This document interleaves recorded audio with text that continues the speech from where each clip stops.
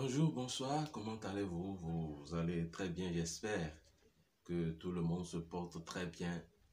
Nous vous disons Alléluia, nous vous disons Shalom. Nous vous saluons dans le nom précieux de Jésus-Christ de Nazareth.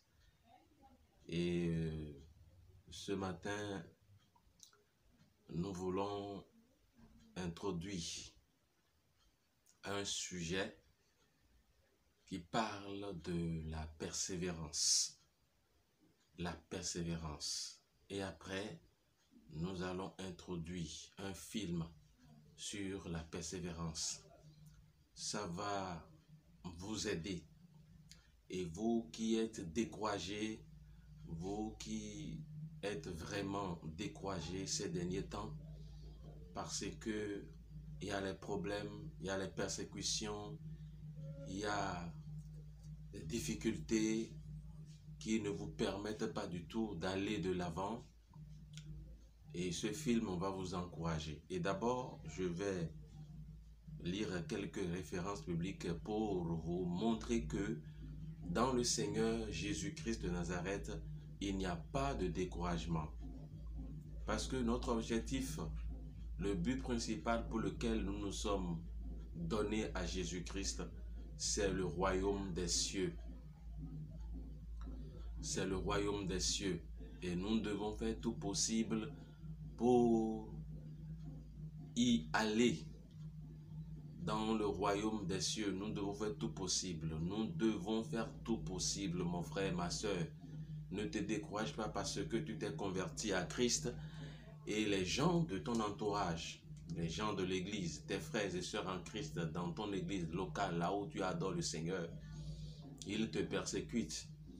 Ils posent des actes qui te découragent. Non, il ne faut pas que toi qui veux le ciel, toi qui veux aller au ciel, que tu ne te décourages pas. Il ne faut pas que tu te décourages un instant.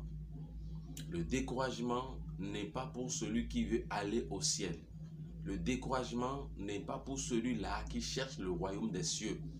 Jésus-Christ a dit dans Matthieu chapitre 11, le verset 12, je lis cette référence et tu écoutes. J'espère que tu écoutes très bien, tu m'écoutes. Il dit, depuis le temps de Jean-Baptiste, le royaume des cieux est forcé. Et ce sont les violents qui s'en emparent. Qui sont ceux qui sont ces violents? C'est toi, c'est moi.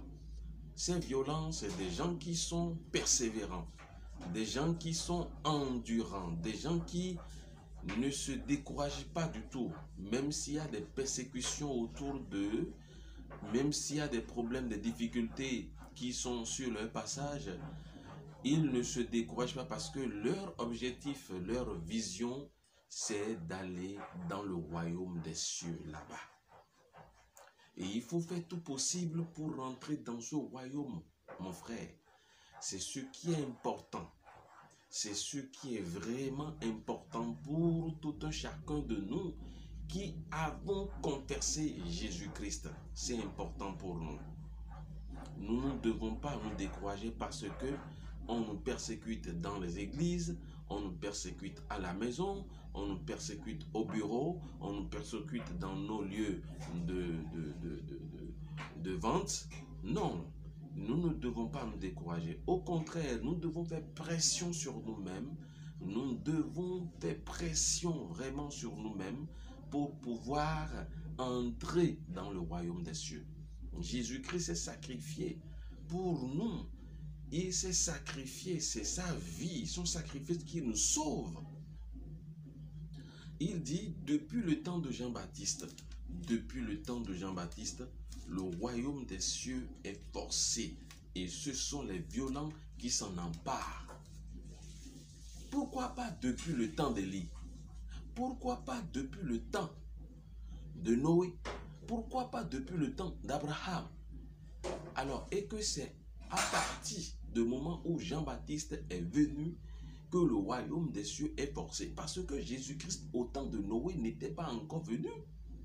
Jésus-Christ au temps d'Abraham n'était pas encore venu. Jésus-Christ au temps d'Élie n'était pas encore là.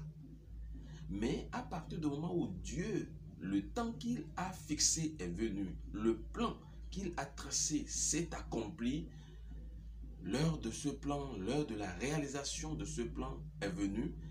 Alors, Jésus-Christ est venu, il nous dit que nous devons faire pression sur nous maintenant, que nous n'avons plus de temps à perdre. Nous devons nous efforcer. Nous devons nous efforcer. Mon frère, je t'encourage et je te demande de ne jamais te décourager. Ne te décourage pas un instant. Parce que ce que tu es en train de vivre sur cette terre, excuse-moi, ce que tu vis sur cette terre est incomparable à la vie que tu vas retrouver dans le royaume des cieux. Nous ne pouvons pas comparer ce monde au royaume des cieux. Nous devons faire pression sur nous-mêmes. Nous devons fournir d'efforts pour pouvoir hériter ce royaume. Alors, le royaume des cieux est forcé. Il dit, il est forcé. C'est-à-dire que nous qui sommes des enfants de Dieu, nous pour qui Jésus-Christ s'est sacrifié, nous devons faire tout possible pour aller là-bas, pour que le sacrifice de Jésus-Christ ne soit pas un sacrifice effectué dans le vide, pour que ce sacrifice ne soit pas un sacrifice, un vain sacrifice. Nous devons faire pression sur nous-mêmes, nous devons fournir des efforts pour pouvoir vraiment hériter le royaume des cieux. En quoi faisant? En allant à l'église écouter l'enseignement de Dieu, en lisant la parole de Dieu, en priant, en faisant des programmes de jeûne également, et en obéissant à la parole que nous écoutons, à l'enseignement que nous écoutons. Nous ne devons pas suivre ces personnes qui sont autour de nous dans les églises, dans nos églises respectives. Nous ne suivons pas ces personnes, nous ne devons pas suivre ces personnes qui sont là à faire de n'importe quoi, qui se disent chrétiens, qui visent leur intérêt, qui visent leur... oui, leur intérêt, c'est ça le mot-clé. Nous ne devons pas les regarder. Ceux qui, quand ils ont des problèmes, c'est quand ils ont des problèmes qu'ils viennent à l'église pour déranger encore le pasteur. Nous ne devons pas les regarder. Nous ne devons pas même suivre leurs conseils. Nous devons faire pression sur nous-mêmes pour pouvoir hériter le royaume des cieux. Mon frère, ma soeur, je t'encourage. Ne te décourage pas. Ne te décourage jamais. C'est le moment. C'est l'heure à laquelle nous devons vraiment faire pression sur nous-mêmes. Nous devons nous lever. Nous devons nous lever pour recommencer plutôt notre marche. Si nous sommes déjà arrêtés, nous devons nous lever et recommencer notre marche. Parce que, mon frère, ma soeur, vous savez qu'aujourd'hui, beaucoup se sont découragés. Ces derniers temps, il y a beaucoup qui se sont découragés. Oui, beaucoup de personnes se sont découragées à cause des problèmes. À cause des gens qui sont dans leur entourage. Oui. Mais si nous regardons à ces personnes qui nous perturbent, nous regardons à ces personnes qui ne veulent pas aller au ciel et qui s'accrochent à des bêtises, à des conneries, ah, mon frère, nous allons rater le ciel.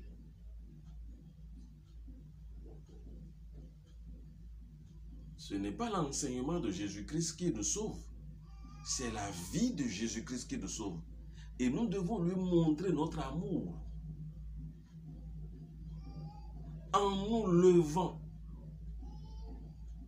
en recommençant notre marche avec lui.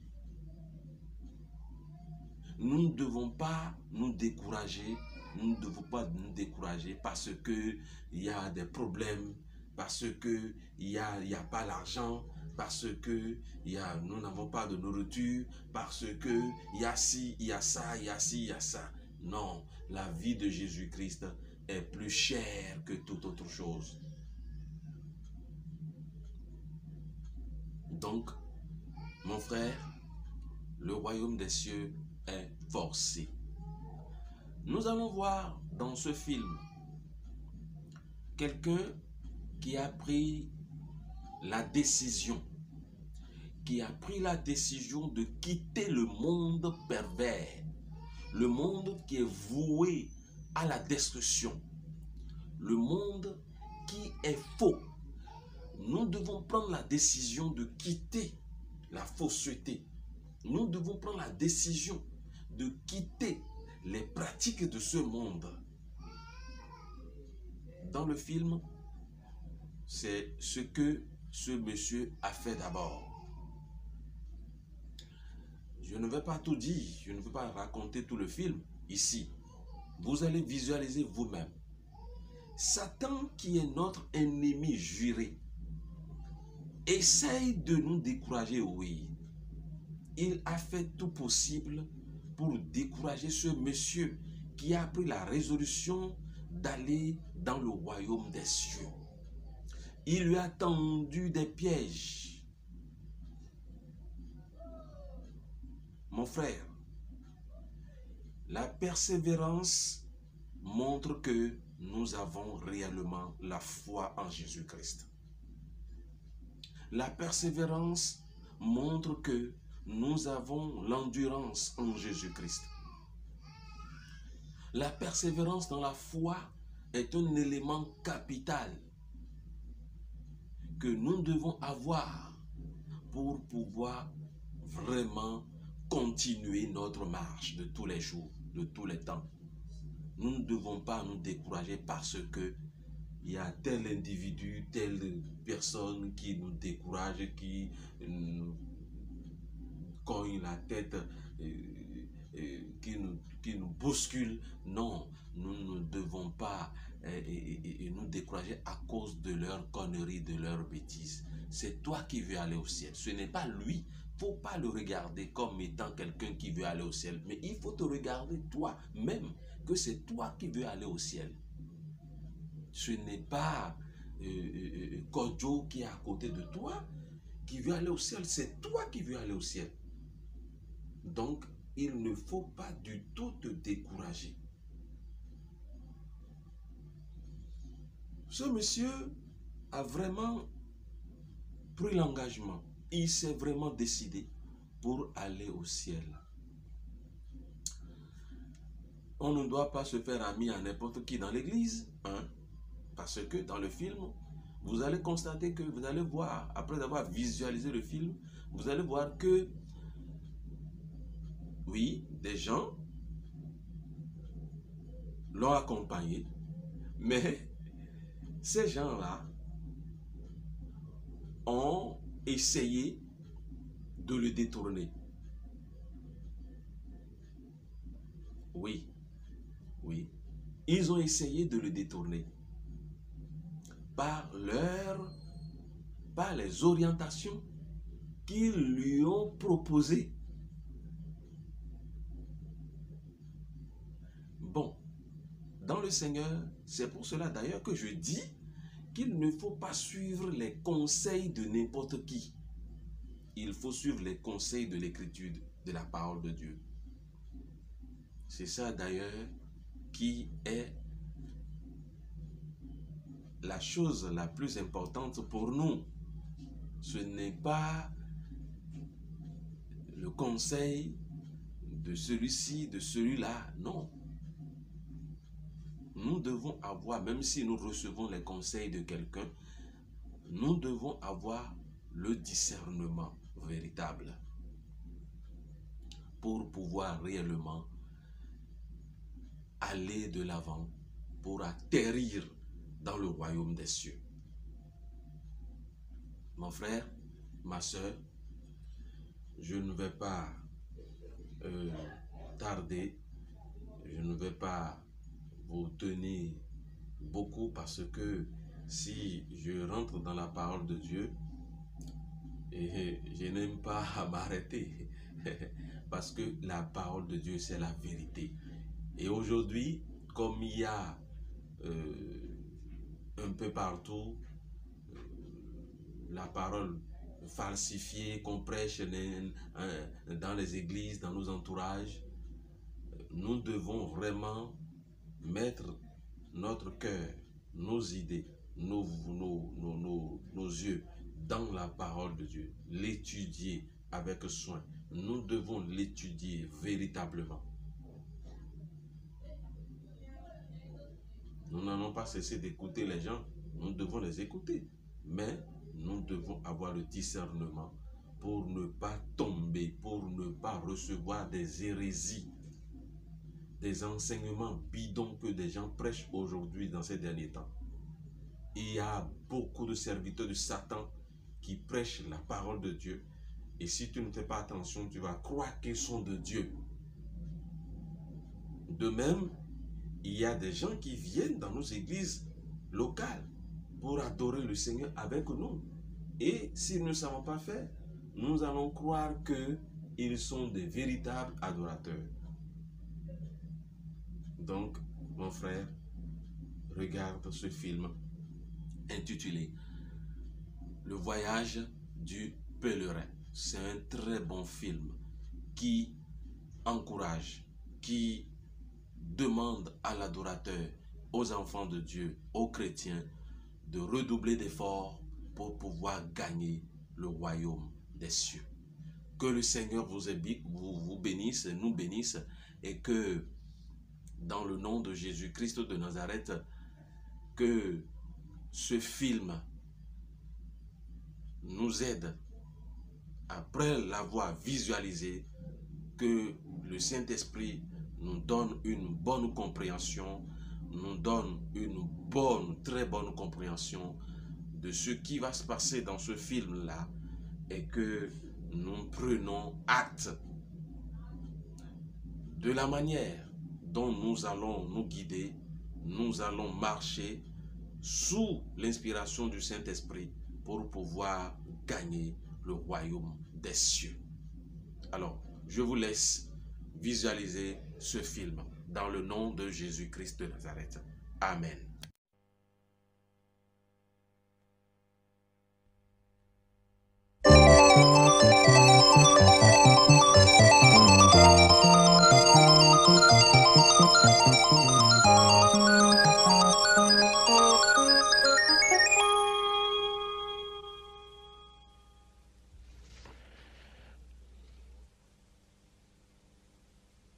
Trois siècles se sont écoulés depuis la publication du livre de John Bunyan, Le voyage du pèlerin.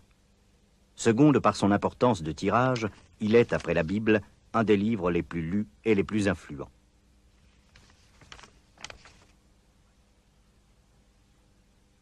Traduit en de nombreuses langues, paru dans des éditions diverses, son influence s'étend de l'auditorium d'université à la chambre d'enfants. De nos jours, centre industriel prospère, la ville de Bedford offrait cet aspect du temps où John Bunyan arpentait ses rues entre les années 1650 et 1700. Particulièrement bien conservé, cet immeuble dans lequel Bunyan aurait pris part à des réunions et des assemblées d'adoration tient lieu maintenant de musée et porte son nom. Le visiteur y trouve la fidèle réplique de ce qui pouvait être la pièce de la maison où se tenait habituellement Bunyan. Sa maison natale et celle où il habita par la suite n'existent plus. Le musée, connu sous le nom de Motte Hall, comprend quelques souvenirs tels que la chaire du haut de laquelle furent prononcés les sermons qui influencèrent profondément sa vie et sa pensée, ainsi que la porte qui mène à l'une des deux prisons où il passa 1/5 de sa vie et où il écrivit son livre, aujourd'hui si connu. Tout en étant fidèle à son église que nous apercevons ici, Bunyan ne se contenta cependant pas uniquement de la nourriture spirituelle puisée dans les sermons qu'il pouvait y entendre. Bien qu'il fréquentât fidèlement chaque dimanche ce sanctuaire, accompagné de sa famille, il se mit à étudier lui-même les Écritures avec avidité. Cette étude de la Bible fit surgir en lui bien des questions concernant la direction de l'Église, ainsi que sa propre manière de vivre.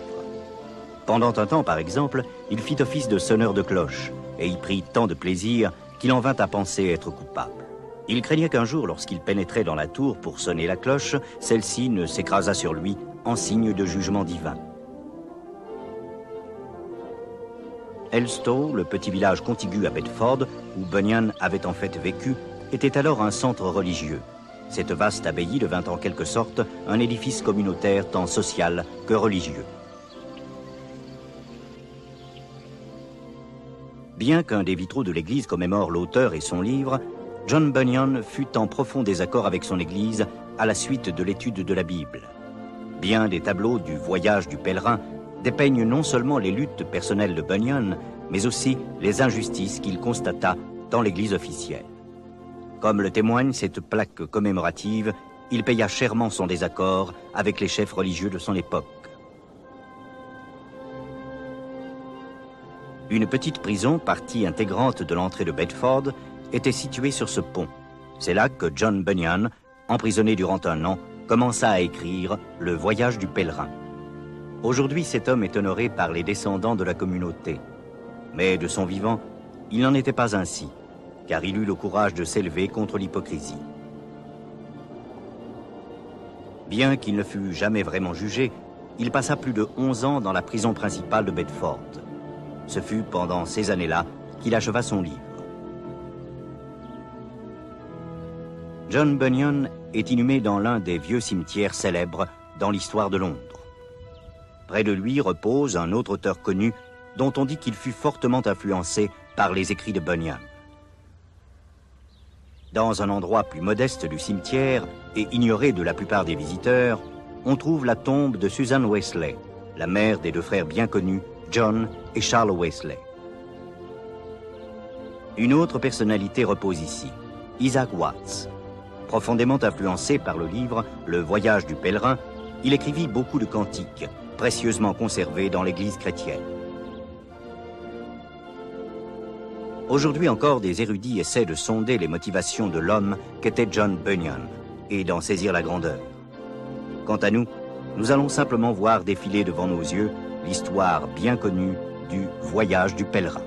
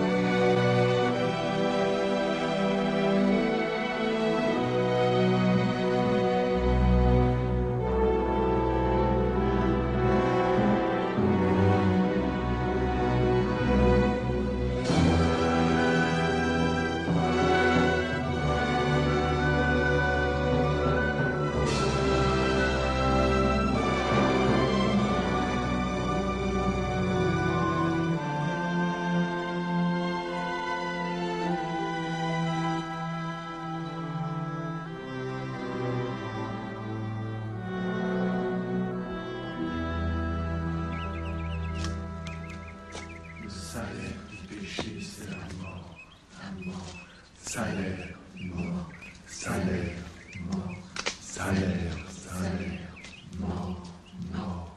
Le salaire du péché, c'est la mort, la mort. Salaire, Mort, salaire, mort, salaire, salaire, mort, mort.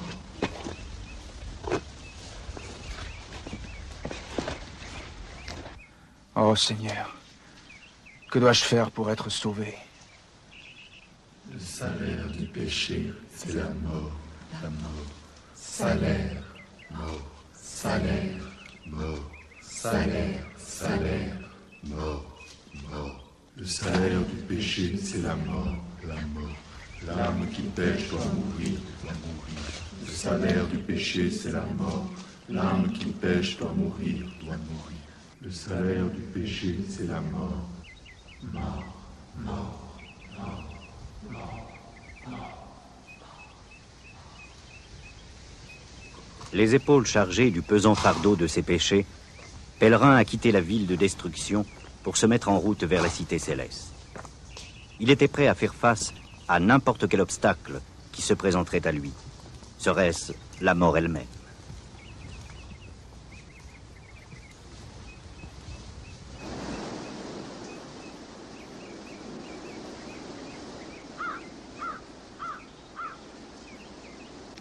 Pèlerin portait non seulement un pesant fardeau, mais il devait aussi suivre une route semée d'embûches et de dangers, de beaucoup d'épreuves et de déceptions.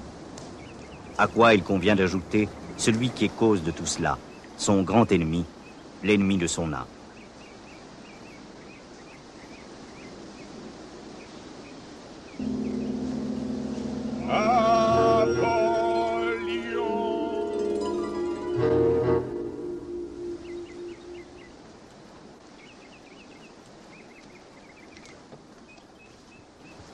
Le voyageur tenait à la main un livre, le livre de vie, ce qui contrastait avec le fardeau qu'il portait sur son dos.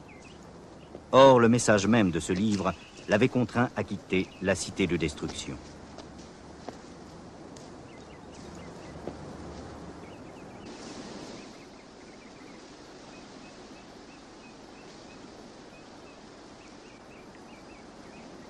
Mais bien que l'ennemi de son âme cherchât constamment à interrompre son voyage, il trouvera cependant des conseillers et des guides sur son chemin. Est-ce que je peux t'aider, pèlerin?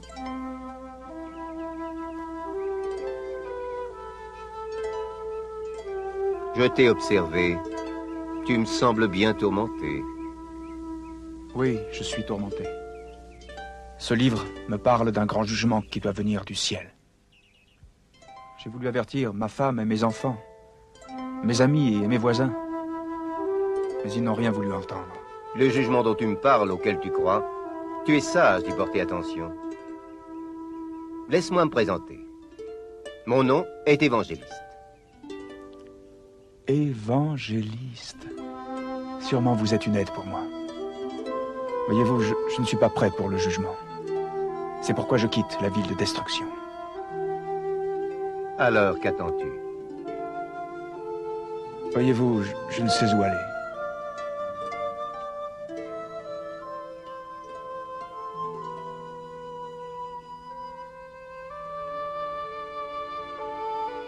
Aimable Seigneur, comment éviter la colère de Dieu? Voici une clé. C'est la clé de la promesse.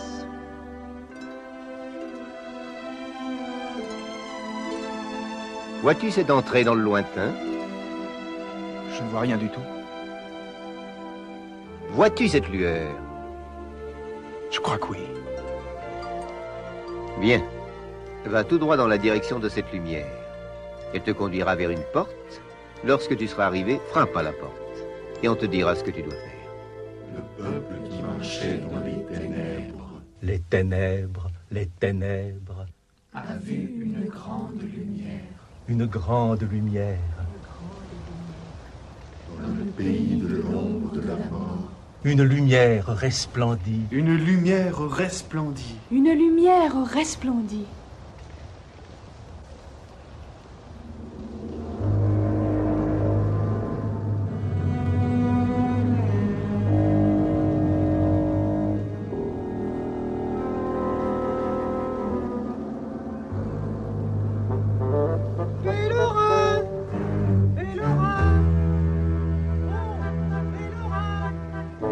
Un voisin du nom de Faible, habitant la cité de destruction, se mit à la recherche de Pèlerin pour le ramener à sa femme et à ses enfants.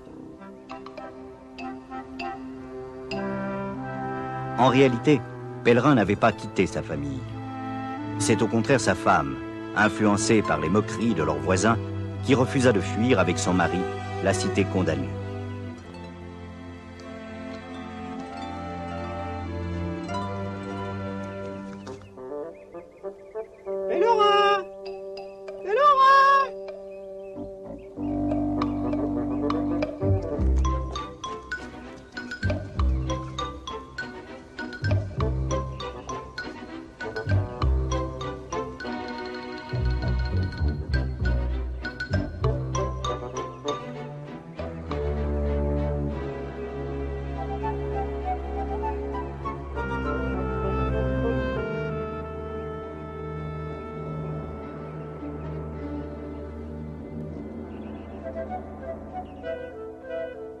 Attention, mon ami, il vous faut modérer votre dynamisme.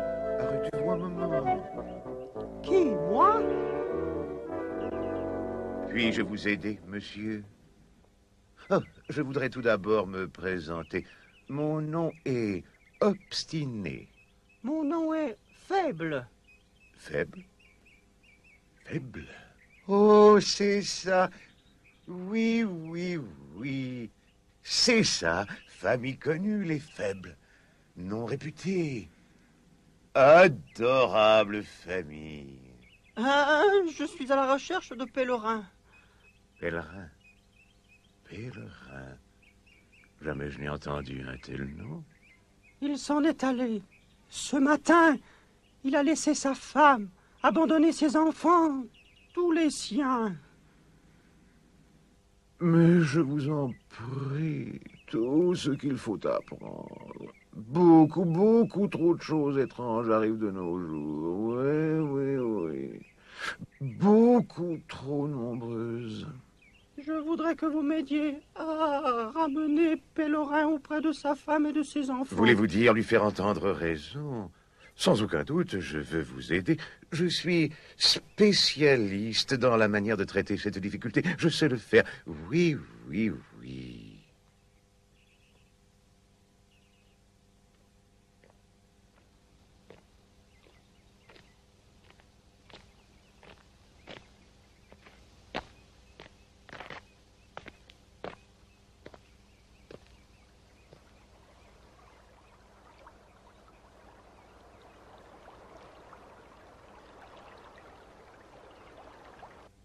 Quand nous aurons retrouvé cet écervelé, je lui parlerai aussitôt, et vous ne troublerez pas notre conversation. Croyez-moi, j'ai une très grande expérience avec ce genre de personnes. Soyez sobre, veillez. Votre adversaire, le diable, rôde. Votre adversaire, le diable, rôde. Votre adversaire, le diable, rôde. Oh, vous voilà, Pèlerin. J'ai parcouru tout ce chemin. Non, je vous l'ai dit, c'est à moi d'intervenir. Oh oui, monsieur Obstiné. Excusez-moi, excusez. Bien, bien. Quel grand privilège. Vous êtes pèlerin, je crois. Un plaisir de vous rencontrer. Ah oui, des gens distingués, les pèlerins. Oui, oui, oui, je connais très bien ces gens. Très nobles. Mais vous avez dit que lui... Désirez-vous me dire quelque chose? Nous voudrions que vous retourniez dans la cité de Destre... rejoindre votre femme et vos enfants. Je n'y retournerai pas. Notre cité est vouée à la destruction. Elle va être détruite par le jugement de Dieu. Un véritable non-sens. Depuis bien longtemps, des gens ont raconté cela. Et ce moment n'est jamais venu. Jamais. Non, jamais il ne viendra. Non, il n'y aura pas de jugement. Non, non. Et pourtant Noé... Ce qui arriva du temps de Noé arrivera aussi. Noé. Je n'ai jamais entendu ce nom. Et croyez-moi, je connais toutes les grandes familles qui ont vécu jusqu'ici. Je vous conseille d'être raisonnable, mon ami, et de retourner à la maison. Pèlerin, un grand nom, oui, oui, oui. Ne le déshonorez pas. Retourner? Dans la cité de destruction? Oh, ça non. Pourquoi ne pas venir avec moi? Nous pourrons échapper au jugement de Dieu, tous les trois. Nous pouvons échapper au jugement de Dieu? Oui, nous le pouvons. Non-sens. Stupidement raisonné, irréfléchi, fanatique, absurde jusqu'à la sottise. Est-ce un non-sens, Pèlerin? Non, j'ai fait un bon choix. C'est la vérité éternelle. Et dans ce livre, il est dit que nous devons rechercher un héritage qui ne périt jamais. Héritage. La seule façon de jouir d'un héritage est de retourner dans vos familles. Oui, oui, auprès de votre chère famille. Qu'en pensez-vous, pèlerin? Êtes-vous d'accord de venir avec nous? Je ne reviendrai pas en arrière. Nous n'avons plus rien à dire. Rentrons donc à la maison. Je crois crois que je devrais partir avec Pèlerin. Tu veux suivre ce malade mental? Je vous en prie, montrez un peu de sagesse. Nous pouvons échapper au jugement de Dieu. Au jugement de Dieu. Toi! Il est réservé aux hommes de mourir une seule fois. après quoi vient le jugement. Croyez-vous que les paroles de votre livre soient assurément la vérité, Pèlerin? Comme le dit ce livre, elles sont écrites afin que nous ayons l'espérance de la vie éternelle, que Dieu, qui ne peut mentir, a promise avant la fondation du monde. Que dit encore le livre, Pèlerin? Nous avons la promesse d'un salut éternel. Nous pourrons recevoir une couronne de justice. Il n'y aura plus ni deuil, ni cri. Et celui qui nous accueillera essuiera toute larme de nos yeux.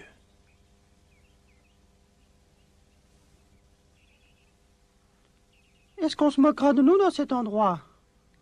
Non, faible. Extraordinaire! Ça, c'est extraordinaire! Et qui sera dans ce lieu? Tant et tant de gens vivent dans ce lieu. Ils vivent d'amour et de sainteté, chacun marchant devant la face de Dieu, agréable à Dieu éternellement. Je ne peux pas attendre d'y être!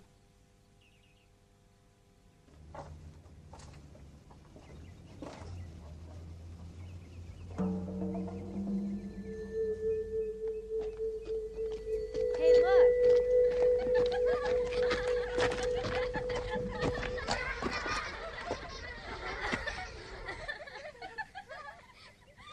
Je n'aime pas du tout qu'on rie de moi, Pèlerin. Ne t'inquiète pas, ce sont les enfants des ténèbres.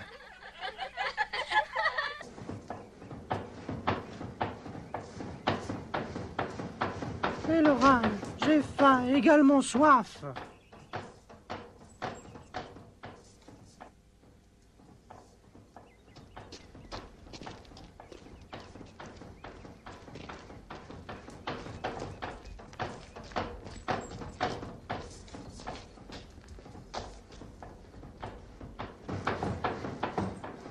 Excusez-moi, monsieur. Pourrions-nous avoir de l'eau?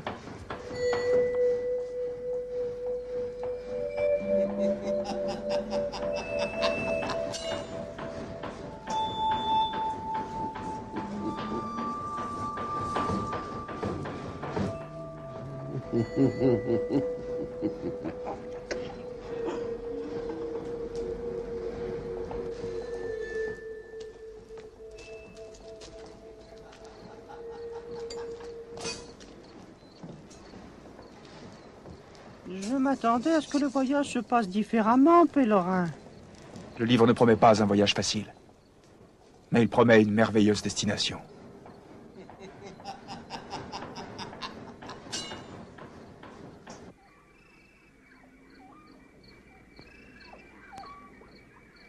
Ne pouvons-nous pas presser le pas, Pèlerin? Je brûle d'atteindre cet endroit. Je ne peux pas aller plus vite à cause du fardeau que je porte. Peut-être devrions-nous chercher un endroit où passer la nuit. Non, Pèlerin, dépêchons-nous. Je suis impatient de trouver cet endroit dont parle le livre.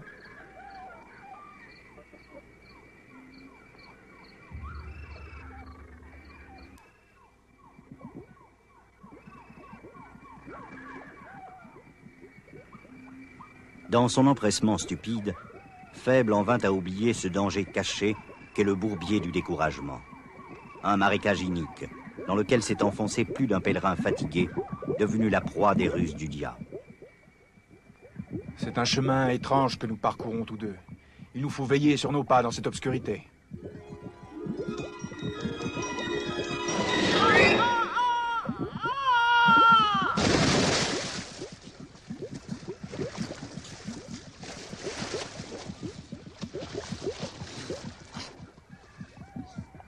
Si c'est ça l'endroit merveilleux dont parle ton livre, si le début du voyage commence de cette façon, qu'arrivera-t-il à la fin? Aide-moi! Aide-moi, mon fardeau m'entraîne de plus en plus dans la fange. Je te laisse seul continuer et posséder le merveilleux pays dont parle ton livre. À l'aide! À l'aide!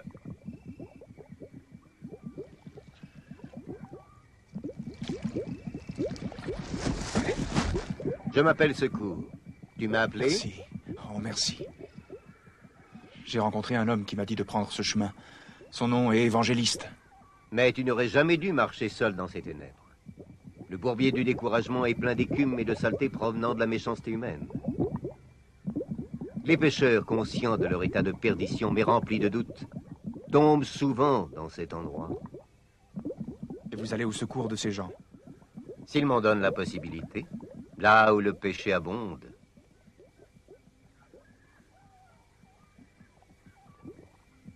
La grâce de Dieu surabonde. Ces paroles se trouvent dans ce livre. Je dois te quitter maintenant. Tu trouveras juste en remontant un abri pour passer la nuit.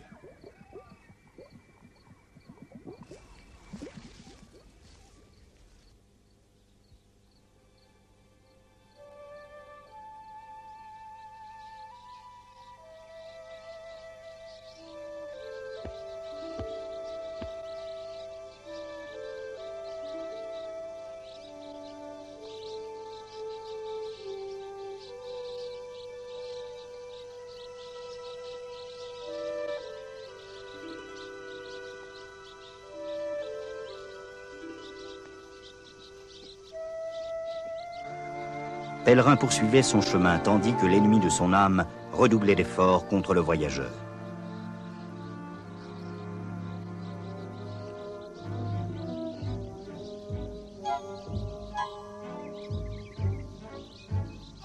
Soyez sobre, veillez. Votre adversaire, le diable, rôde. Votre adversaire, le diable, rôde. Votre adversaire, le diable, rôde.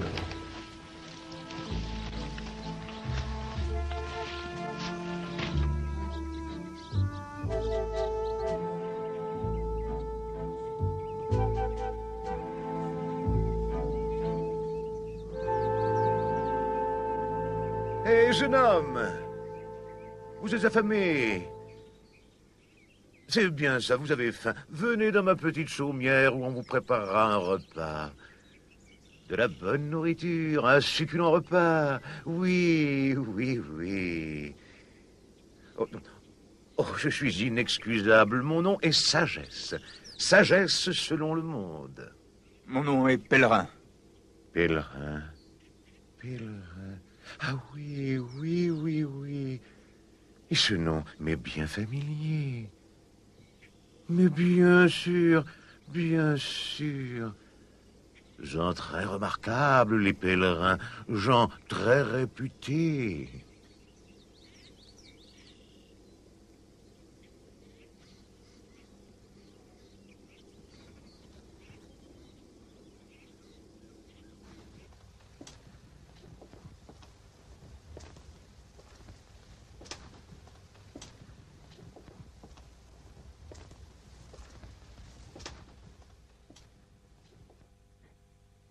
Vous avez sûrement entendu parler de ma famille. Nous sommes de vieilles souches, à ce que j'ai entendu dire. Oh oui, oui.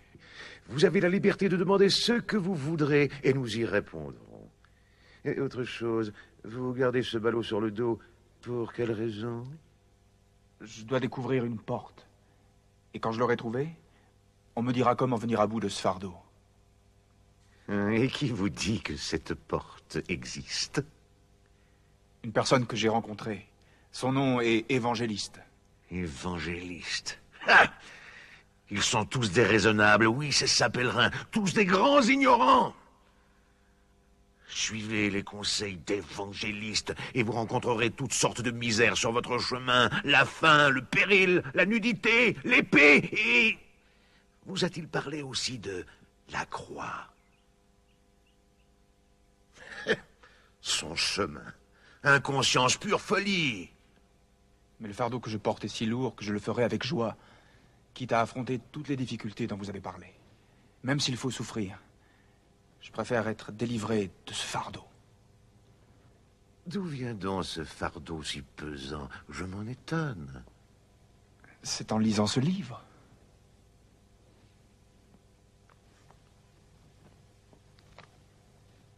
J'aurais dû m'en douter. J'aurais dû.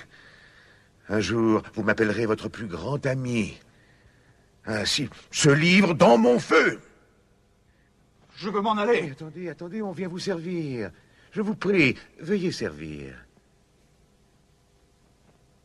Attendez, attendez. Je voudrais vous aider. Je m'aperçois que vous êtes un homme religieux. Bien, bien, c'est très bien. Le monde a besoin de plus d'hommes religieux. Il en a besoin, pèlerin, il en a besoin. Voyez-vous cette colline là-bas? Au sommet de cette colline, il y a le village de la moralité. C'est un petit endroit charmant, vraiment très charmant. Je voudrais y habiter moi-même, c'est ça, pèlerin, c'est ça. Seulement, cela ne me convient pas tout à fait. Mais un de mes très bons amis y habite, Monsieur Légalisme.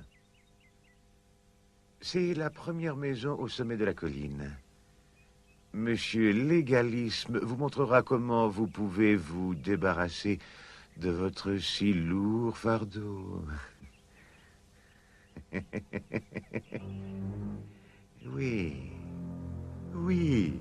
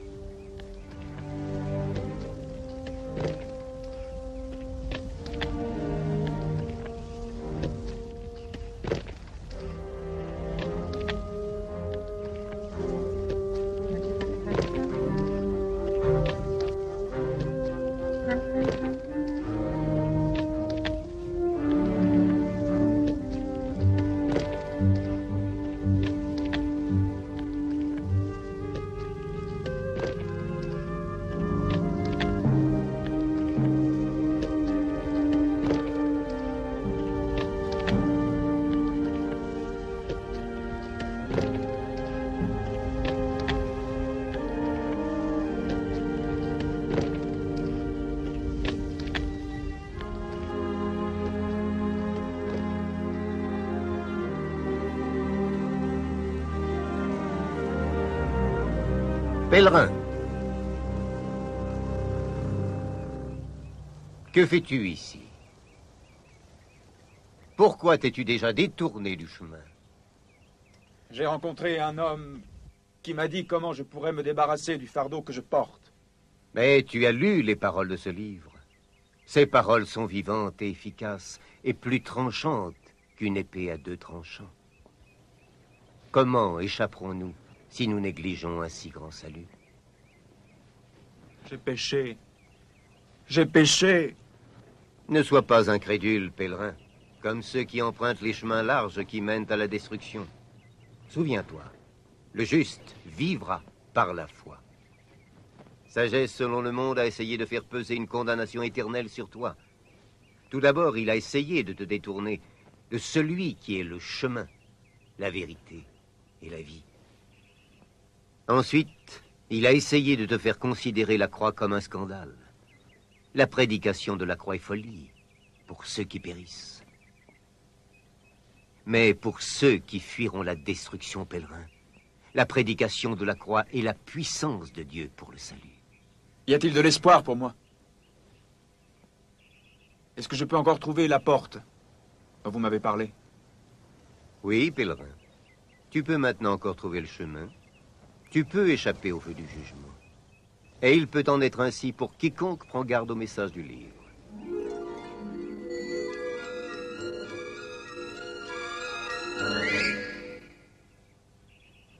Vous êtes sauvés par grâce. Par la foi, par la foi. Non par les œuvres. Le don de Dieu. Sauvés par la foi. Le don de Dieu. Sauvés par la foi. Le don de Dieu. Nul ne sera justifié par les œuvres de la loi. Sauvé par la foi. Le don de Dieu. Les méchants sont comme la mer agitée Pour eux, pas de repos. Pour eux, pas de repos. Les méchants sont comme la mer agitée. Pour eux, pas de repos. Les méchants sont comme la mer agitée. Pour eux, pas de repos. Les méchants sont comme la mer agitée. Pour eux, pas de repos. Pour eux, pas de repos. Cherchez, cherchez, et vous trouverez, vous trouverez. Frappez, frappez, on vous ouvrira, vous ouvrira. Cherchez, cherchez, et vous trouverez, vous trouverez. Frappez, frappez, on vous ouvrira, vous ouvrira. Bonsoir, mon ami. Je m'appelle Bonvouloir. Qui es-tu? D'où viens-tu? Et où vas-tu? Mon nom est Pèlerin. Je suis un pêcheur lourdement chargé, et je viens de la cité de destruction. Je cherche le chemin de la vie éternelle. Tu cherches le chemin, n'est-ce pas, Pèlerin? Tu es très sage.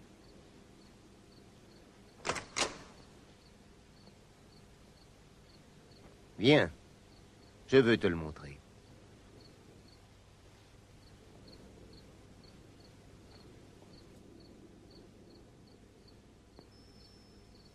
Comment se fait-il que tu voyages seul, Pèlerin? Parce que personne n'a prêté attention lorsque j'ai averti du jugement à venir. Mes amis et mes voisins se sont moqués de moi. Ma propre famille. Ainsi en est-il trop souvent dans ce monde? S'il vous plaît, monsieur Bonvouloir, vous serait-il possible de m'aider à décharger ce fardeau de mes épaules? La réponse se trouve dans le livre que tu tiens. En remontant le chemin, tu trouveras la maison de monsieur l'interprète. Va le voir, Pèlerin. Il t'aidera. Oh, merci.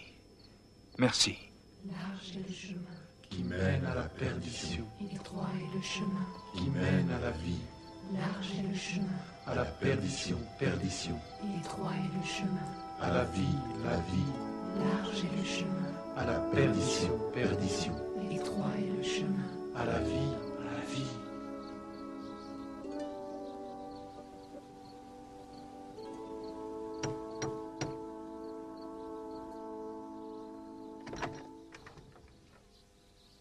Entre. Je t'attendais. Là, dans la maison de monsieur l'interprète, Pèlerin recevait enfin l'enseignement nécessaire pour accomplir son voyage avec succès. Car tout comme la clé en or que le voyageur gardait dans sa poche, les paroles de monsieur l'interprète allaient ouvrir l'esprit de Pèlerin à la sagesse et au trésor contenu dans le livre. Et le cœur assoiffé du jeune homme en reçut les prémices comme s'il eût été réchauffé par le soleil. Quelle est la signification de ce tableau? L'homme représenté sur ce tableau dit avec l'apôtre, « Mes chers enfants, il faut que je souffre les douleurs de l'enfantement, jusqu'à ce que Christ soit formé en vous. Ayant les regards fixés sur Jésus, l'auteur et le consommateur de votre foi. La parole de Dieu est une lampe à nos pieds et une lumière sur notre sentier. Et la couronne au-dessus de sa tête doit signifier que cet homme peut dire avec l'apôtre, tout comme nous le pouvons, « N'aimez pas le monde, ni les choses qui sont dans le monde. Après être libérés de nos péchés, nous devons combattre le bon combat. Nous devons achever la course. Alors nous serons dignes d'obtenir la couronne de justice. » Viens, je veux te montrer autre chose.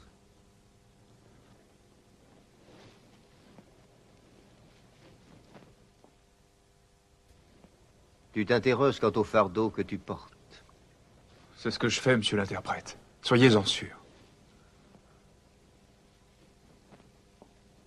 Ce plancher ressemble au cœur de l'homme, avant qu'il ait fait l'expérience de la puissance de l'Évangile, qui est puissance de Dieu pour le salut. Cette poussière est semblable au péché qui est dans chaque cœur. Ce balai représente la loi. Tu pourrais aussi dire l'effort qu'occasionnent tes bonnes œuvres afin de justifier tes péchés. Le livre que tu tiens entre les mains précise que nul ne peut être justifié par les œuvres. Seule la puissance de l'Évangile peut ôter ton péché. Si quelqu'un est en Christ, nous dit le livre, il est une nouvelle créature. Les choses anciennes sont passées. Voici, toutes choses sont devenues nouvelles. Non.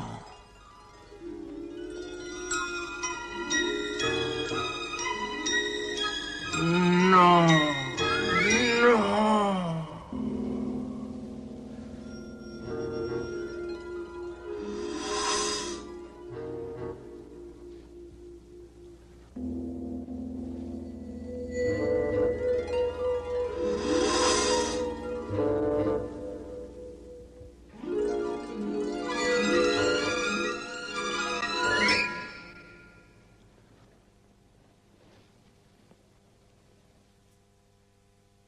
Oui, monsieur l'interprète a montré le chemin. Ces paroles sont comme une lampe dans les ténèbres. Le ciel et la terre passeront, mais les paroles de ce livre ne passeront jamais. Jésus-Christ est venu dans le monde pour sauver les pécheurs, dont je suis le premier. Ce qui est né de la chair est chair. Ce qui est né de l'esprit est esprit. Il faut que vous naissiez de nouveau. C'est par grâce que vous êtes sauvés, et cela ne vient pas de vous. C'est le don de Dieu. Ce n'est point par les œuvres, afin que personne ne se glorifie.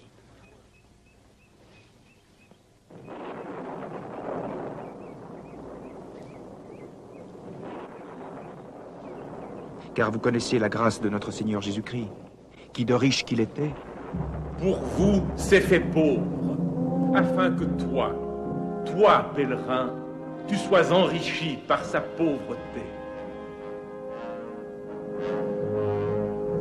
Afin que par sa pauvreté, vous fussiez enrichis.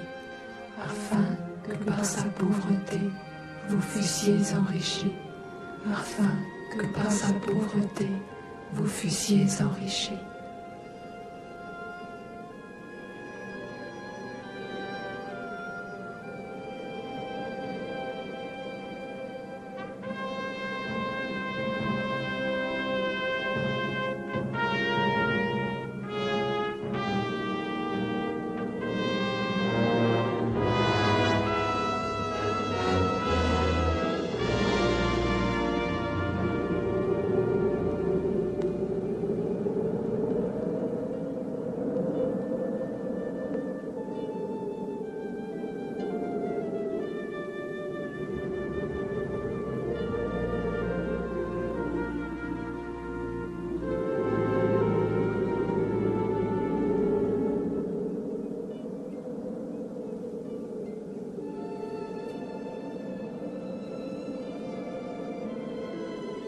Mais il était blessé pour nos péchés, brisé pour nos iniquités.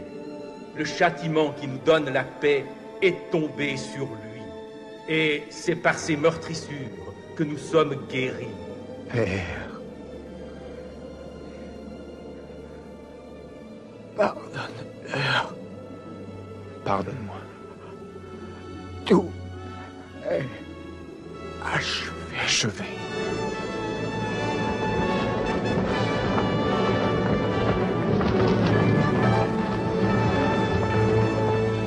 L'évangile par lequel vous êtes sauvés vous annonce que Christ est mort pour nos péchés, selon les Écritures, qu'il a été enseveli, qu'il est ressuscité le 3e jour, selon les Écritures. Les paroles de ce livre ne passeront jamais. Tu ne t'appelleras plus pèlerin, mais désormais, tu t'appelleras chrétien.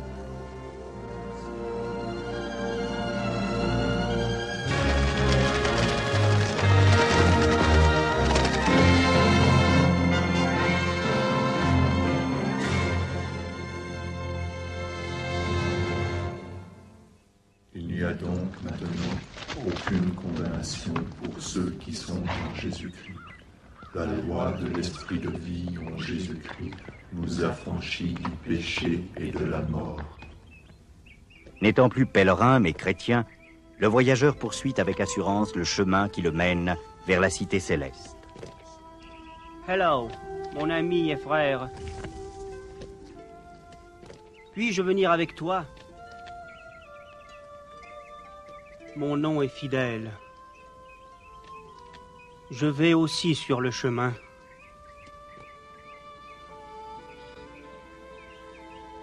Chrétiens et fidèles semblaient frères depuis toujours. Unis qu'ils étaient par le lien de l'esprit, cette unité dans la foi qui fait de tous ceux qui croient des membres de la même famille. Ils partagèrent ensemble les expériences passées, les difficultés auxquelles ils furent confrontés, les bénédictions vécues. Et ensemble, ils envisagèrent avec confiance la poursuite de leur voyage. Ayez un même sentiment, un même amour, une même âme, une même pensée. Ne faites rien par esprit de parti ou par vaine gloire, mais que l'humilité vous fasse regarder les autres comme étant au-dessus de vous-même, que chacun de vous, au lieu de considérer ses propres intérêts, considère aussi ceux des autres. Tu es aussi tombé dans le bourbier du découragement, n'est-ce pas, fidèle? Bien pire. Au pied de la colline de la difficulté, j'ai rencontré premier Adam qui habite dans la ville de corruption. Il m'a proposé ses 3 filles. Elles étaient belles, belles selon le monde. Comment s'appelaient-elles? Leur nom? Convoitise de la chair, convoitise des yeux et orgueil de la vie. Leur as-tu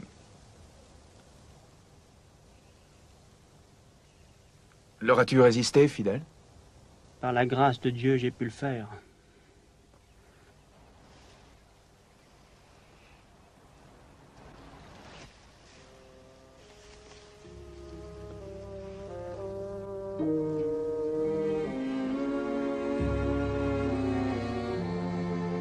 Combien sont vraies les paroles du livre? Prenez garde au filet de l'oiseleur.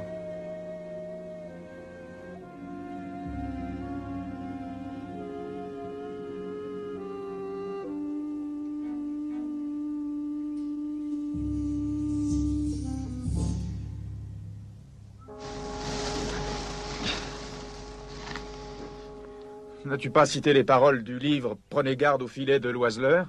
Je l'ai cité. Nous n'avions pas de mauvaises intentions. Pourquoi sommes-nous attaqués par ce filet de Satan? Parce que nous sommes mortels. Mais écoute, notre citation était incorrecte. Il est dit que le Seigneur te délivrera certainement du filet de l'oiseleur. Il nous délivre, chrétiens? De cela? Oui, fidèle. Il va nous délivrer. C'est une promesse de son livre. Et tu sais, il n'a manqué à aucune de ses promesses. Il m'a délivré de mon puissant ennemi, et la victoire qui triomphe du monde, c'est notre foi. Ce fut une immense délivrance, un temps de joie et d'étonnement. Mais alors vinrent par-delà les collines proches les rumeurs de la foire aux vanités. Allez, vous êtes dans le monde, mais vous n'êtes pas du monde.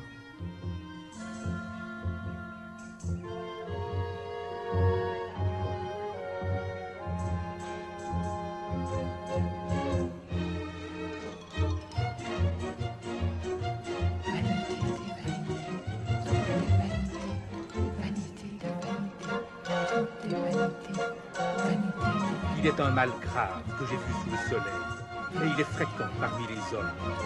J'ai dit en mon cœur, tu goûteras le bonheur. Et voici, c'est encore là une vanité. J'exécutais de grands ouvrages, je me bâtis des maisons, je plantais des vignes, j'amassais de l'argent et de l'or.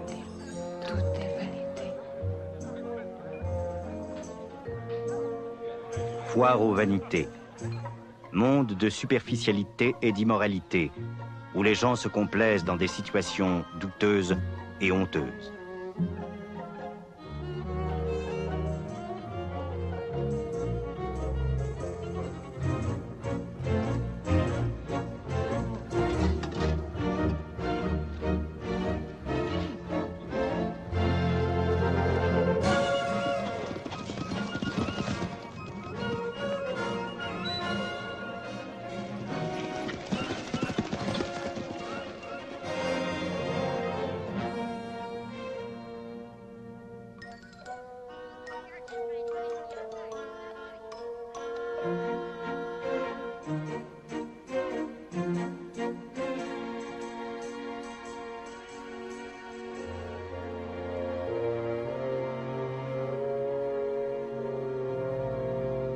Hé, la compagnie!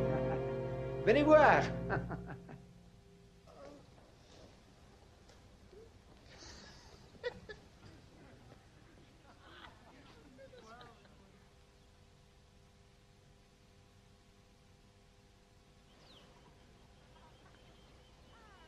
Dieu te bénisse.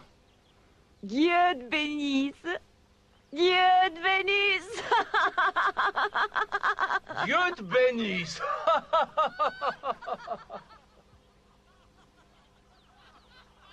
Dieu te bénisse.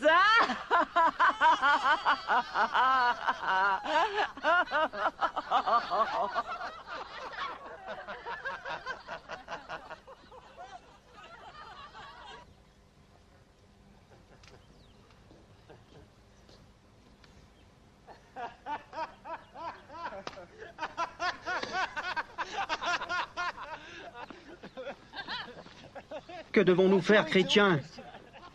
Il nous faut rester tranquilles.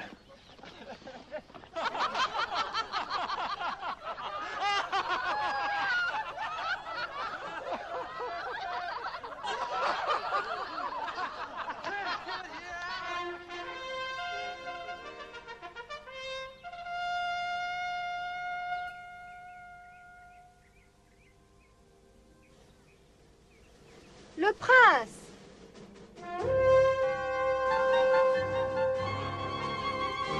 Il marchait selon le train de ce monde, selon le prince de la puissance de l'air, de l'esprit qui agit maintenant dans les fils de la rébellion. Vous êtes esclaves de celui à qui vous obéissez, soit du péché qui conduit à la mort, soit de l'obéissance qui conduit à la vie.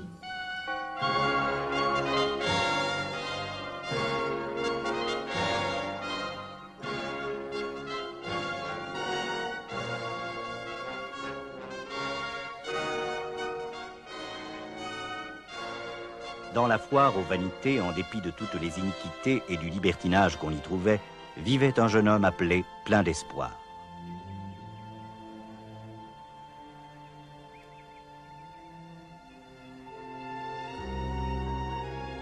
Regarde ça, quelle indifférence en présence de notre prince. Ils sont étrangers au royaume. Durant ces jeunes années, plein d'espoir n'avait jamais vu quiconque braver le prince. Mais il n'avait jamais vu non plus quelqu'un ressemblant à ces deux étrangers apparus soudainement. Donne-moi ce livre.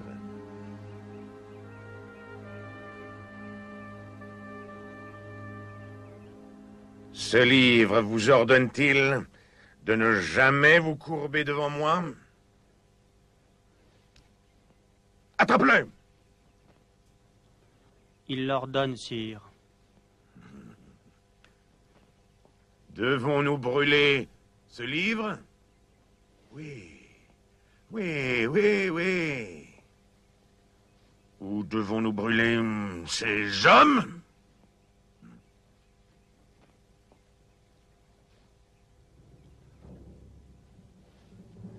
Je vous condamne à être brûlés.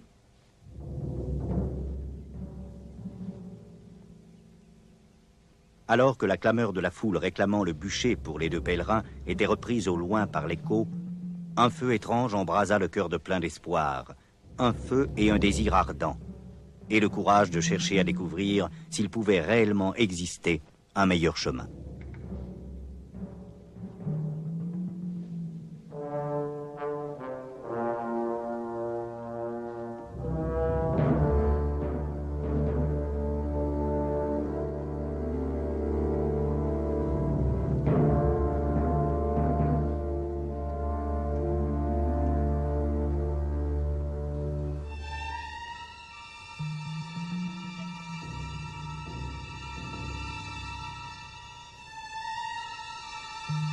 Debout, il y a du travail.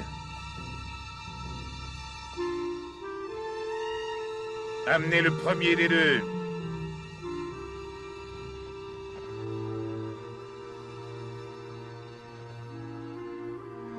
Suivez ceux qui, par la foi et la persévérance, héritent les promesses.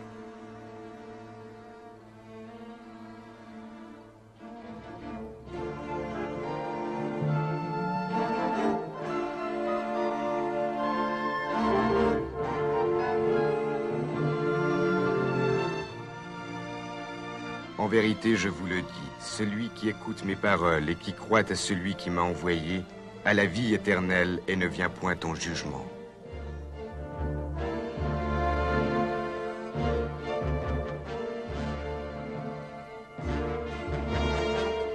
Qu'on m'apporte la torche. Qu'il soit brûlé.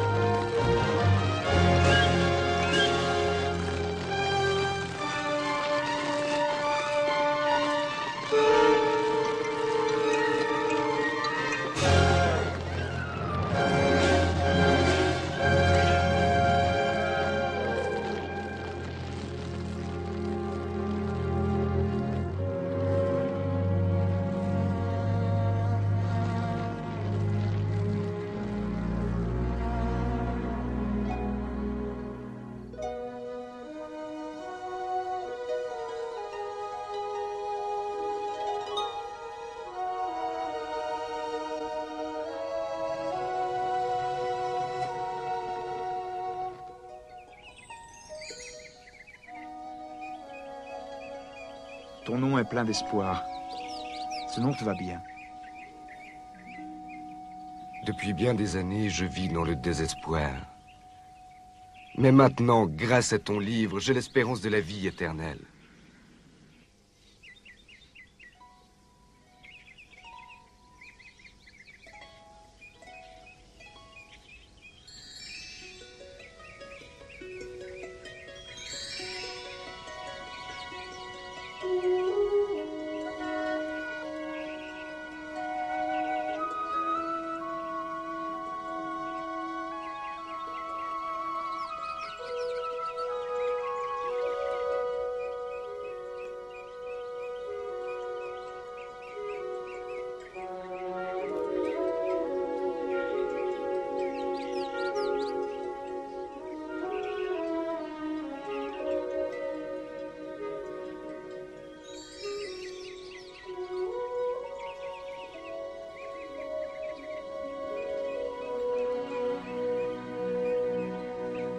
Je n'ai jamais vu quelque chose d'aussi extraordinaire.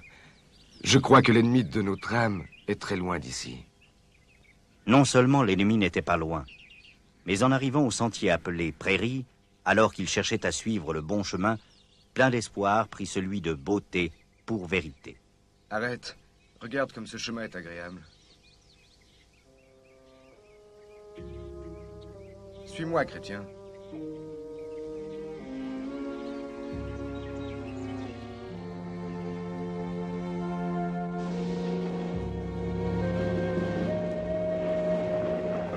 Je pense que nous nous sommes trompés de chemin.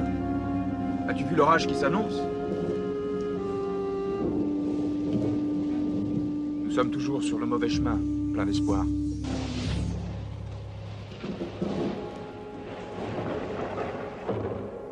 Tiens, voilà un abri de berger.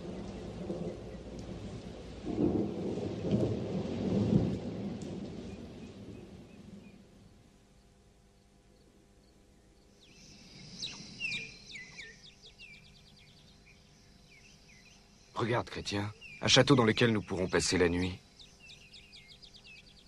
Peut-être que nous trouverons à manger?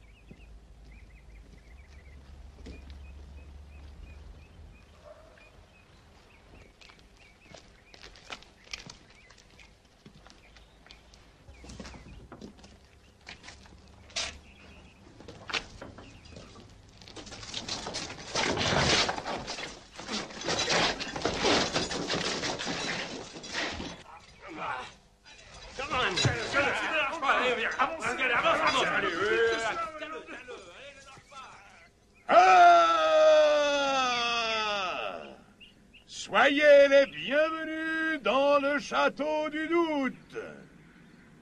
Je suis votre hôte, géant du désespoir.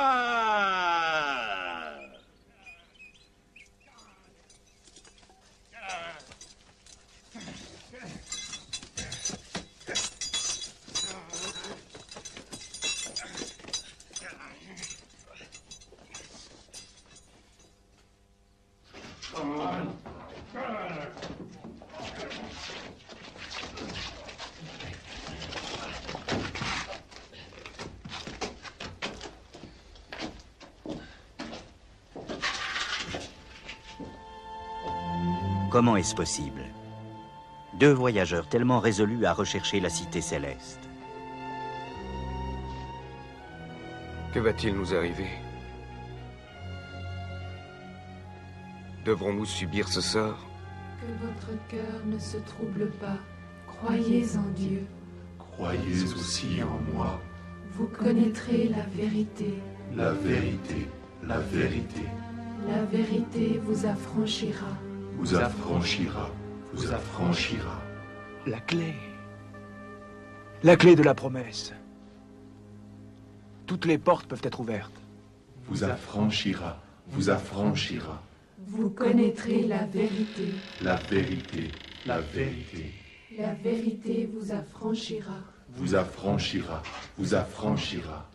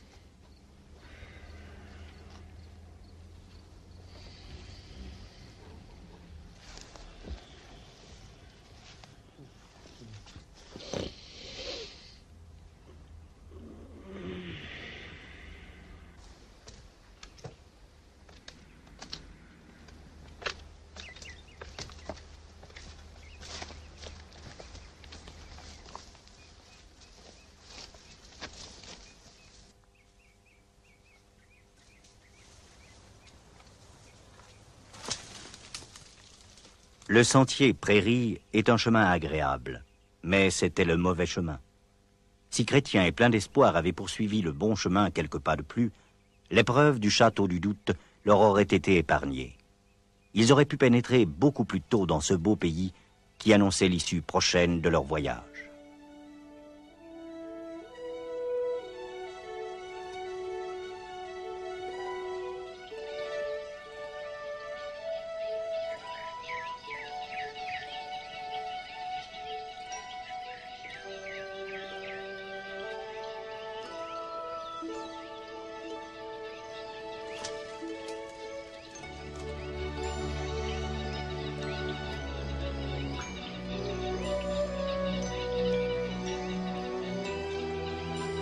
Dans cette contrée magnifique de fruits et de fleurs, de lait et de miel, Chrétien et plein d'espoir découvrent le campement des bergers.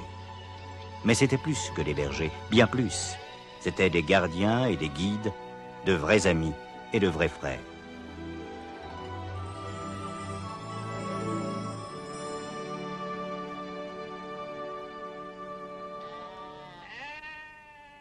Bienvenue. Vous voici au pays d'Emmanuel. Je m'appelle Connaissance. Mon nom est Vigilance. Mon nom est Expérience. Et moi, c'est Sincérité. Moi, c'est Chrétien. Et lui, c'est mon compagnon, plein d'espoir. Si c'est le pays d'Emmanuel, nous devons être tout près de la cité céleste. Oui, c'est exact. Vigilance, montre-le leur.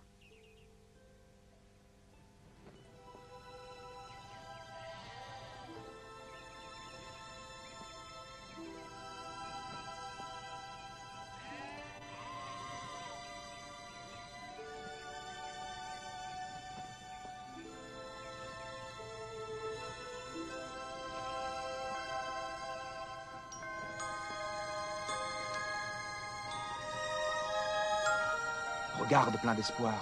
Regarde!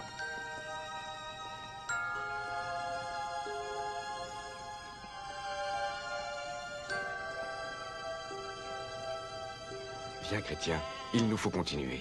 Vous avez encore un long voyage. Vous avez déjà parcouru une grande distance. Restez ici et reposez-vous. Nous devons vous quitter, il nous faut partir.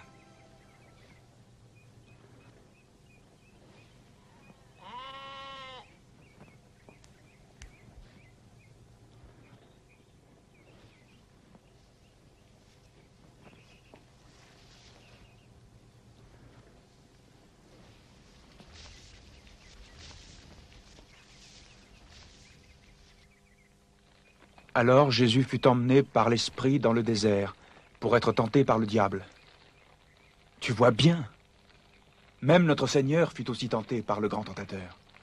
Oui, mais Jésus était dans le désert. Cet endroit ressemble à un immense jardin. C'est le pays d'Emmanuel.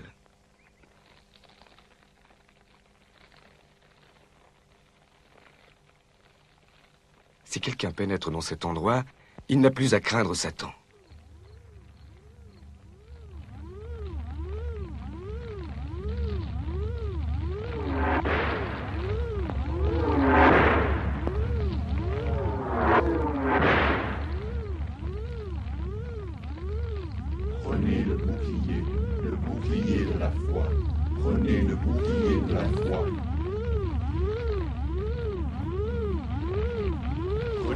l'épée de l'esprit. Prenez l'épée de l'esprit, parole de Dieu. Prenez l'épée de l'esprit, parole de Dieu. Parole de Dieu.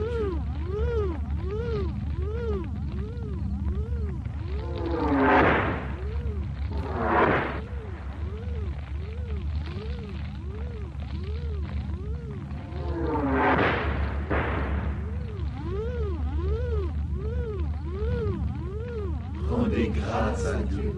Rendez grâce à Dieu.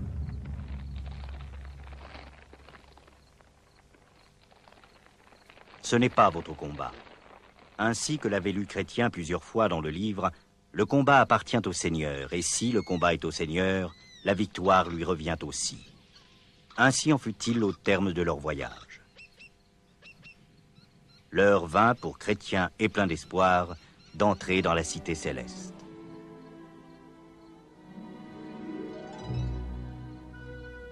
J'ai combattu le bon combat, j'ai achevé la course, j'ai gardé la foi. Désormais, la couronne de justice m'est réservée. J'ai combattu le bon combat, j'ai achevé la course, j'ai gardé la foi. Désormais, la couronne de justice m'est réservée. Désormais, la couronne de justice m'est réservée.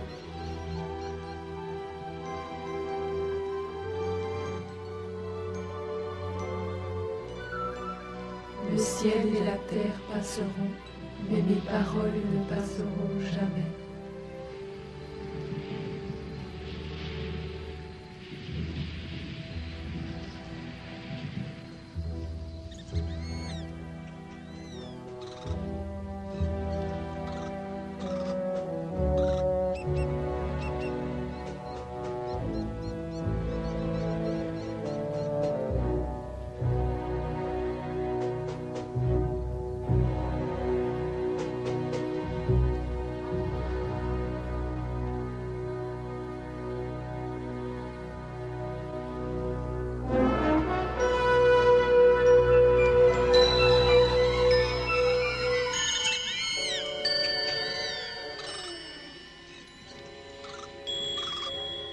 Mes paroles ne passeront jamais.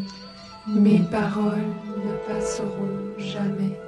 Mes paroles ne passeront jamais. Mes paroles ne passeront jamais. L'Éternel est mon berger. Je ne manquerai de rien. Quand je marche dans la vallée de l'ombre de la mort, je ne crains aucun mal, car tu es avec moi. Ta houlette et ton bâton me rassurent. Je ne crains aucun mal. Ta houlette et ton bâton me rassurent, car tu es avec moi. Ta houlette et ton bâton me rassurent. Oui, le bonheur et la grâce m'accompagneront tous les jours de ma vie. Et j'habiterai dans la maison de l'Éternel jusqu'à la fin de mes jours.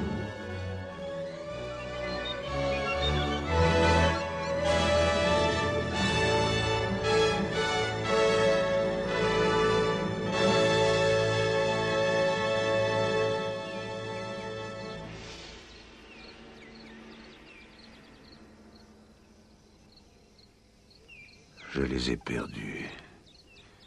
Ils auraient dû m'appartenir, comme beaucoup de ceux-ci qui sont à moi. Celui-là, là-bas, à moi, c'est 3. Voyons, il y en a un, et là aussi. Ah.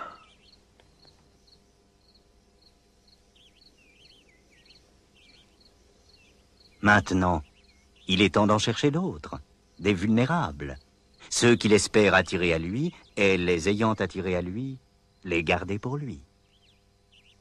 Bien sûr, il pourrait y avoir d'autres victimes. En effet, toi.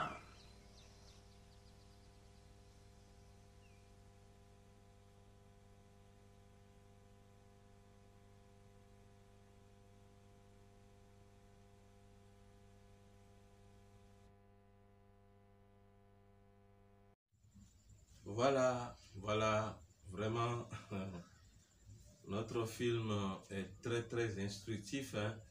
C'est très instructif, mon frère, ma soeur. Toi qui l'as visualisé, je crois que tu as tiré beaucoup de choses. Notre ami pèlerin est sorti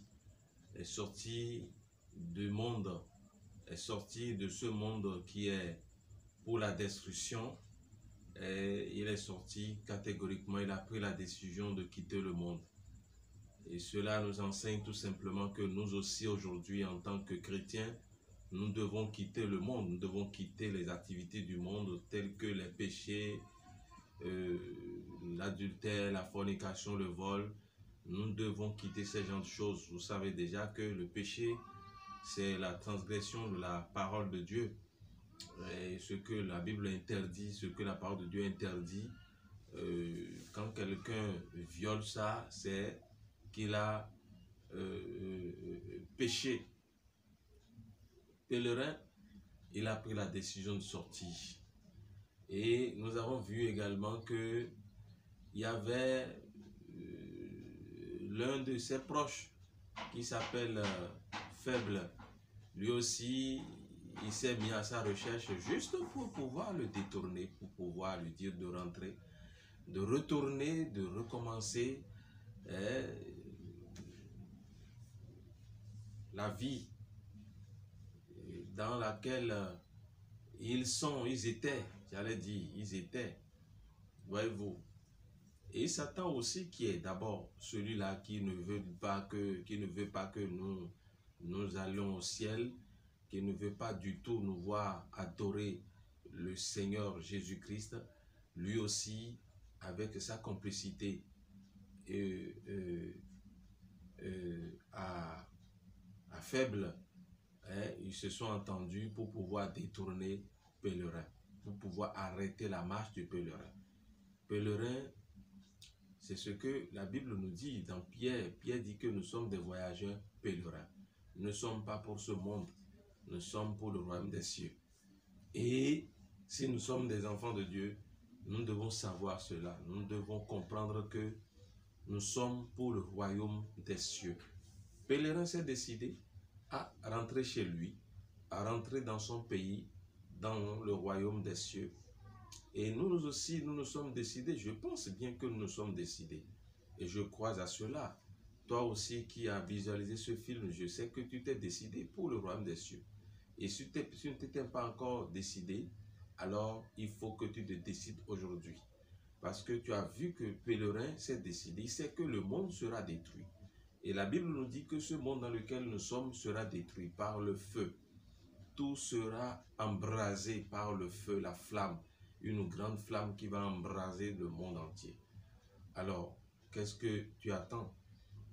Si tu ne te décides pas aujourd'hui pour devenir chrétien, toi qui ne t'es pas encore converti et qui as visualisé ce film, si tu n'es pas encore chrétien, tu n'as pas encore accepté Jésus-Christ, c'est le moment de l'accepter. C'est le moment de prendre la décision de l'accepter. Et toi qui l'as déjà accepté, qui est devenu chrétien depuis des années et qui a commencé par obéir, depuis que tu t'es converti à Christ, tu t'es donné à Christ, tu as accepté Christ dans ta vie, tu as commencé par obéir, tu avais le zèle. Mais aujourd'hui, là, tu es fatigué, tu t'es arrêté, tu t'es découragé. Non, ce n'est pas le moment de te décourager, ce n'est pas le moment. Ce n'est pas maintenant que tu vas te décourager. Tu vois, ce n'est pas maintenant qu'il faut se décourager. Non, ne te décourage pas maintenant, ce n'est pas le moment.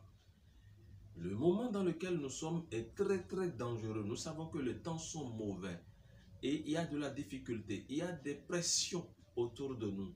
Oui, nous le savons tous. Ce n'est pas le moment de nous décourager, de nous arrêter. C'est le moment de nous relever, de nous lever encore pour pouvoir aller de l'avant.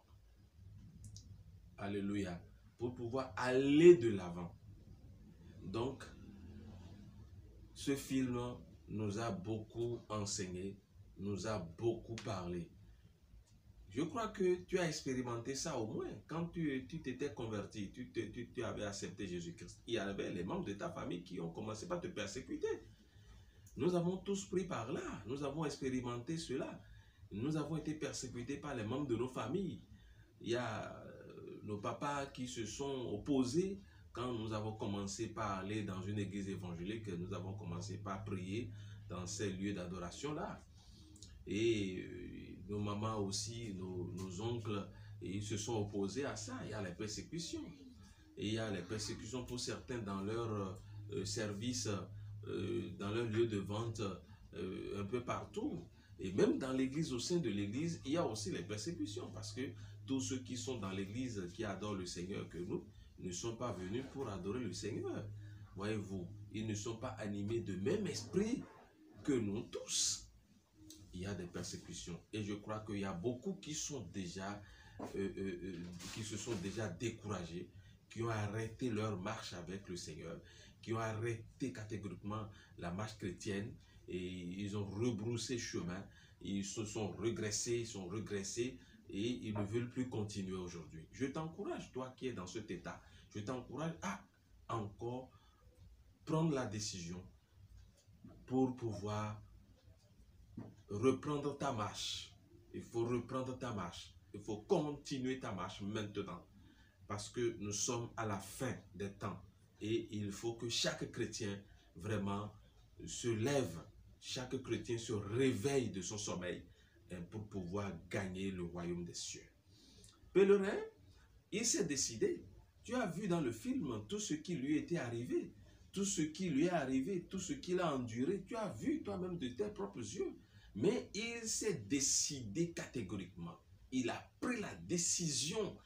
Il n'a pas cédé la place à la séduction. Il n'a pas cédé la place au conseil mauvais, au conseil de détournement des gens qui sont autour de lui. Non, il s'est décidé fermement. Sa foi est ferme.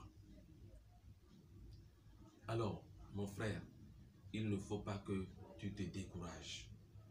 Nous savons qu'il y a des chrétiens autour de nous, dans nos lieux d'adoration, qui nous découragent par leur comportement, par leur façon de parler, par leur façon de faire, et ils nous découragent. Mais il faut savoir que c'est toi qui veux aller au ciel. Ce n'est pas nous, c'est toi. Il faut savoir que toi, tu dois hériter le ciel, le royaume des cieux. Moi, je dois hériter le royaume des cieux. Toi, tu dois hériter le royaume des cieux. Il faut comprendre ça. Ce n'est pas nous qui allons au ciel. C'est je, moi, qui veux aller au ciel. Je vais au ciel, moi. Pour cela, comme pèlerin, et qui est devenu chrétien dans le film, il sait que c'est lui qui veut aller au ciel. Il sait que c'est lui qui veut aller au ciel. Mais bien sûr qu'il a appelé les gens à le suivre. Et ça, c'est notre travail de tous les jours. Nous devons évangéliser les gens qui sont dans nos entourages. Nous devons leur demander de venir adorer Dieu avec nous. Mais avec quoi? Avec vigilance, avec prudence. Nous devons être prudents. C'est ce que Jésus-Christ nous a dit. Jésus-Christ nous a bien dit d'être prudents et d'être vigilants.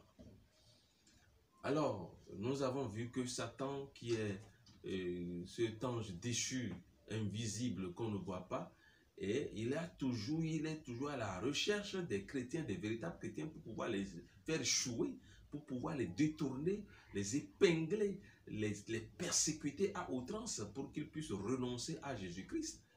Hein? Mais nous avons vu que pèlerin, lui là, il s'est décidé. Et ça, c'est un exemple pour tout chacun de nous, surtout dans ces derniers temps. Pour tout chacun de nous. Toi qui t'es découragé parce que il n'y a pas l'argent, il n'y a pas la nourriture, il n'y a pas l'évolution, le succès, et tu t'es découragé. Mais ce n'est pas le moment. Le Seigneur ne déçoit pas ses enfants. Le Seigneur n'abandonne pas, ne laisse pas ses enfants. Il faut comprendre ça. Je t'encourage à continuer ta marche chrétienne, à continuer dans la vie chrétienne.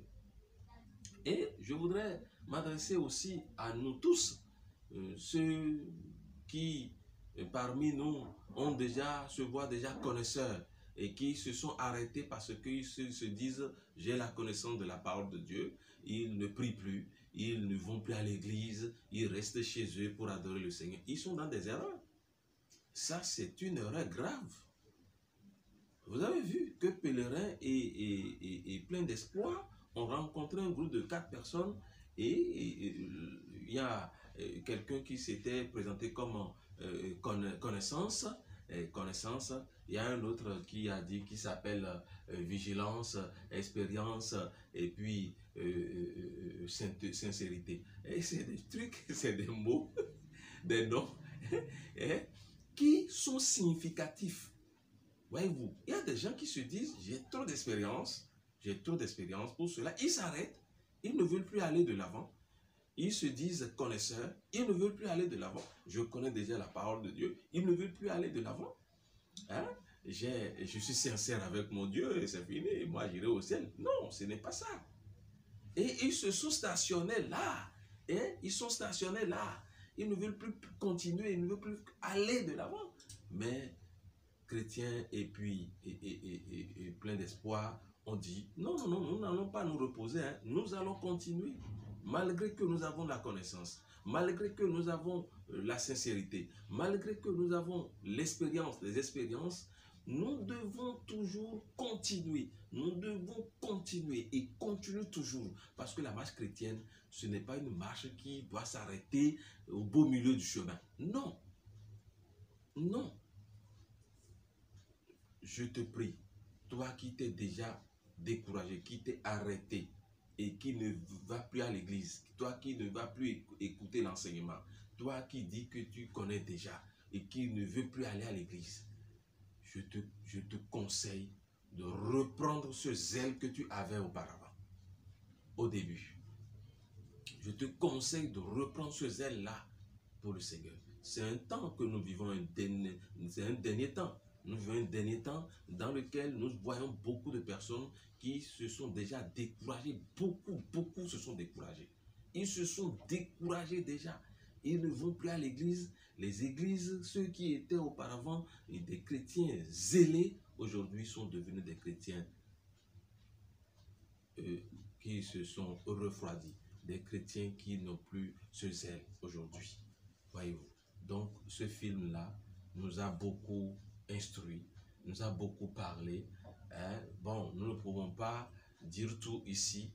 Maintenant, c'est une brève conclusion et nous allons faire un enseignement général sur ce film après. Et nous allons vous présenter cela. Et que le Seigneur vous bénisse vraiment et qu'il vous bénisse, vous qui avez suivi, vous qui avez visualisé ce film.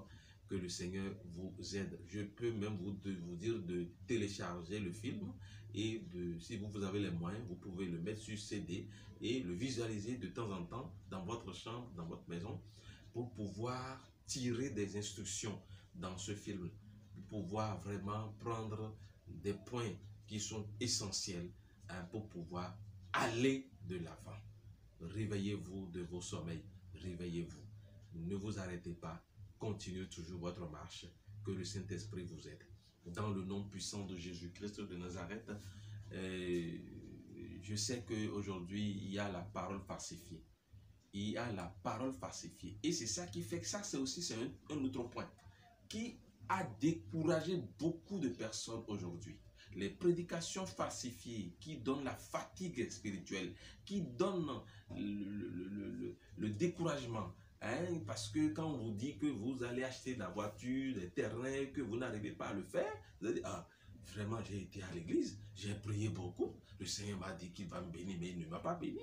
C'est des enseignements, d'abord, ce ne sont pas des enseignements qui sont dans le plan de Dieu. En tout cas, après, nous allons voir tout ça là, nous allons mettre tout ça là au clair et vous allez comprendre. Que le Seigneur vous bénisse, qu'il vous bénisse. Prions.